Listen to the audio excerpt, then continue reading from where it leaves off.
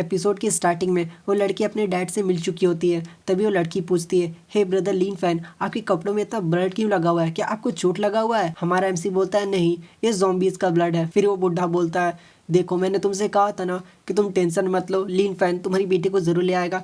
देखो वो ले आया और अब तुम्हें उसे पेमेंट कर देना चाहिए। और वो बंदा हमारे एमसी को 100 रुपये निकाल के देता है। हमारा एमसी लेते हुए बोलता है, हाँ थैंक यू, लेकिन चिंता मत करो, ये तो मेरा काम है ना, इसलिए मैं तुमसे ये पैसे ले रहा हूँ, और अगर ये काम नहीं होता तो मैं तुमसे पैसे नहीं लेता। वो सोच रहा होता है कि ज़ॉम्बी एपोकलिप्स के टाइम पे इन पैसों की कोई वैल्यू नहीं है, तो आखिर ये बंदा पैसों के पीछे इतना पागल क्यों है? और यही बात वो बुढ़े को बोलता है। वो बुढ़ा बोलता है, देखो भले अभी ज़ॉम्बी एपोकलिप्स आया हुआ है, लेकिन एक टाइम आएगा जब सब ठीक हो जाएगा, और जो हमारी सोसाइटी है, सनशाइन सोसाइटी, वहाँ पर ऐसा ही रूल चलता है। तुम अभी नए आए हो, जैसे जैसे टाइम बीतेगा तुम्हें सब कुछ मालूम चल जाएगा, इसलिए ज़्यादा टेंशन मत लो। फिर सीन शिफ्ट होता है एक क्लॉक टावर की ओर, जहाँ पे बहुत सारे ज़ॉम्बीज़ आ चुके होते हैं, और हमें इन टीम को दिखाया जाता है जो कि बोल रहा होता है, हे बॉस, जैसा कि आपका प्लान था सब टाइम पे हो रहा है, जैसे वो घंटी बजेगा सारे ज़ॉम्बीज़ उधर चले जाएंगे। वो लड़की बोलती है, लेकिन ज़रूरी तो नहीं ऐसा सच में हो, इसलिए जितना जल्दी हो सके सब सप्लाईज इकट्ठा करो और यहाँ से निकल जाओ।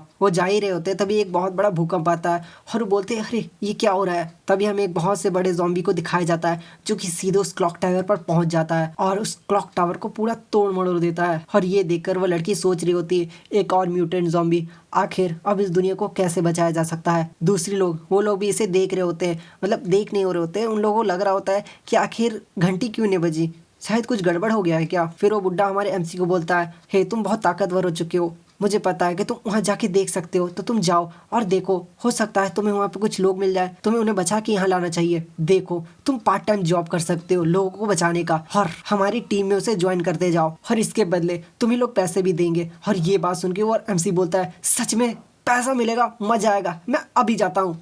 और ऐसा कह के वो वहाँ से चला जाता है। वो आंटी बोलती है, आपको उसे नहीं भेजना चाहिए, वो तो एक बच्चा है, भले इतने सारे ज़ॉम्बी से वो कैसे लड़ेगा?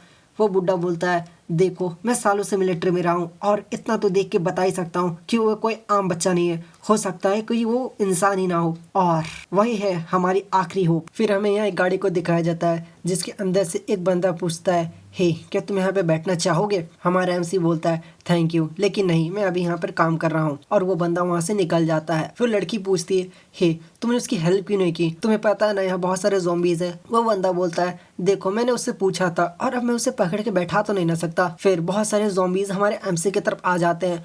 हमारा एमसी सोचता है, चलो आ जाओ, टाइम हो चुका है थोड़ा पॉइंट्स कमाने का, और एक बार में उन सारे ज़ॉम्बीज़ को वो मार देता है। एमसी सोचता है, पिछले बार से ये ज़ॉम्बी और भी ज़्यादा ताकतवर हो चुके हैं। फिर उसे एक एसओएस का सिग्नल मिलता है। एसओएस मतलब जानते होंगे आप लोग। फिर हमें एक अपार्टमेंट में दिखाया जाता है जहाँ पे एक लड़की होती है जिसका नाम है सु11। इसके बारे में ये बता रही होती है कि मैं क्या हूँ, तो मैं आपको शॉर्ट फॉर्म में बता देता हूँ, ये एक डांसर इंस्ट्रक्टर है, मतलब आपको नाचना सिखाती है, ठीक है ना। फिर वो आगे बताती है कि अचानक से ज़ॉम्बी एपोकलिप्स आ गया, बाहर बहुत सारे लोग ज़ॉम्बी बनने लगे और दूसरे को भी ज़ॉम्बी बनाने लगे, और ये देखकर मुझे बहुत ही डर लगने लग गया, इसलिए मैंने आपने आपको इस कमरे में बंद कर लिया है। फिर वहाँ पे हमारा एमसी गेट खटखटाने लगता है और बोलता है, हे क्या अंदर कोई है? अगर है तो जवाब दो। फिर हमारा एमसी सोचता है, अंदर से कोई आवाज़ नहीं आ रहा है, लेकिन यहीं से मुझे एसओएस का सिग्नल मिला था, कहीं अंदर कुछ गड़बड़ तो नहीं है। और ऐसा सोचकर वो एक घुस्से में उस दरवाजे को तोड़ देता है, और सामने वही लड़की चाकू लेकर उसका इंतजार कर रही होती है और बोलती है, हे निकल जाओ यहाँ से। हमारा एमसी बोलता है, प्लीज़ चिंता मत करो, मैं तुम्हें बचाने आया हूँ। फिर आगे वो बोलता है, हे मैं तुम्हें जानता हूँ, तुम तो स्ट्रीमर हो ना, मैंने तुम्हारी स्ट्रीम देख रखी है।